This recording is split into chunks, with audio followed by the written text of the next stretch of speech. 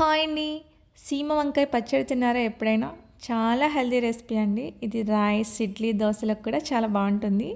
So దీనికోసం ముందుగా కడాయిలో ఆయిల్ హీట్ అయ్యాక 2 స్పూన్ల పచ్చిశనగపప్పు, 2 స్పూన్ల మినపప్పు వేసి బాగా ఫ్రై చేయండి.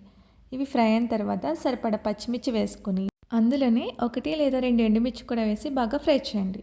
నెక్స్ట్ ఒక ఉల్లిపాయని చిన్న ముక్కల కింద కట్ చేసుకుని వేసుకొని అదేవిధంగా ఒక టమాటో, నెక్స్ట్ కట్ చేసినటువంటి సీమ వంకాయ ముక్కలు కూడా వేసుకుని బాగా ఫ్రై చేయండి. నెక్స్ట్ కొద్దిగా పసుపు, ఉప్పు వేసి ఒకసారి బాగా కలుపుకొని మూత పెట్టి లో ఫ్లేమ్లో వంకాయ ముక్కలు మగ్గించుకోండి. ఇవి మెత్తగా అయ్యే వరకు మగ్గించుకోవాలండి.